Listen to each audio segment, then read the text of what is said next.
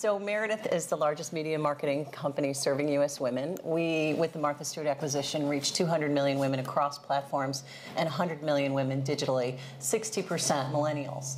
So that's an audience that's really important to us. So from the production side, about 2.5 years ago, we formed a group within the company that primarily had television backgrounds. My background is both online and television, Huffington Post, AOL, Yahoo, CNN. But a lot of the members of our team come from PBS and NBC and the Travel Channel. And so what we did was take our analytic and television expertise and marry that to the editorial expertise and the inspiration of the brands. Because these are iconic brands, All Recipes, Better Homes and Gardens, Parents Fitness, Eating Well, Family Circle, and have incredibly loyal and engaged audiences. I mean, Meredith had an audience development team that started probably 50 years ago. So we have 1,000 points of data on these women.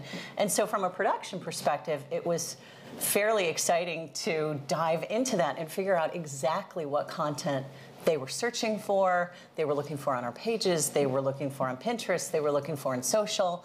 And so we collaborate with our editorial teams to create that content. We do both short form and longer exclusive sponsored webisodes for women. And I think one of the keys is we don't create a piece of content unless we have a promotional strategy behind it. So we have between 15 and 20 million fans and followers on social. We send out 1 billion newsletters every year to women who've opted in to receive them. So I think the key, and we've grown in the last 12 months to between 30 and 40 million video views a month. And that's on our owned and operated sites, that's in syndication and on YouTube. So I think what is most interesting for me is that people say, well, how much TV can somebody really watch?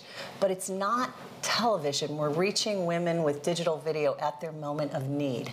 So at 5 o'clock when she says, what do I make for dinner? When she is about to install a new car seat and wants to make sure it's safe for her child. When she is working out right after New Year's and trying to work off the holiday consumption and wants to know how to do a workout. So we're meeting her moment of need. We're also doing informative, entertaining content, and we're seeing an enormous shift to mobile. So we're really programming for mobile. So Meredith is one of the huge publishers. You probably having first-party data. How does the first-party data help you guys deliver these videos in a relevant way? Oh, it's hugely important.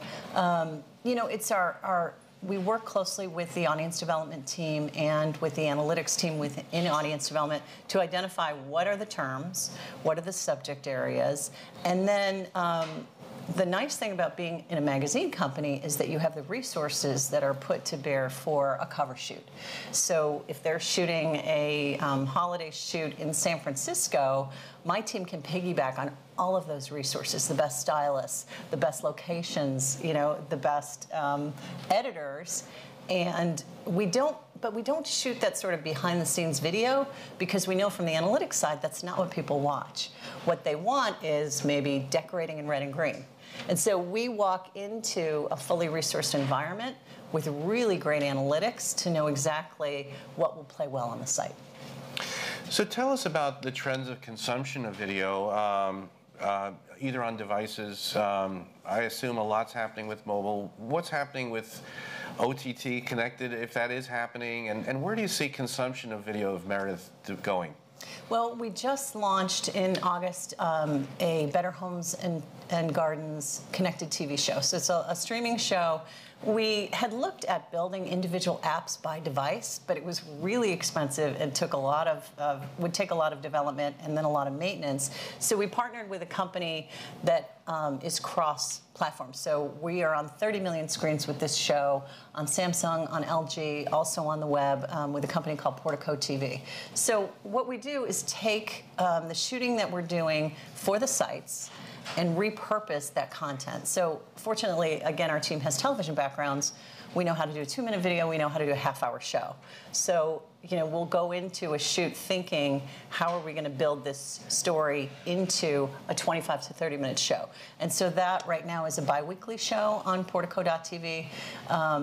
That's our first brand on Connected TV. We also had an All Recipes app on some devices that's done quite well. So I think the key, we see a lot of the millennials moving over to connected TV. We just want to have that content where she is, when she wants it, in her moment of need.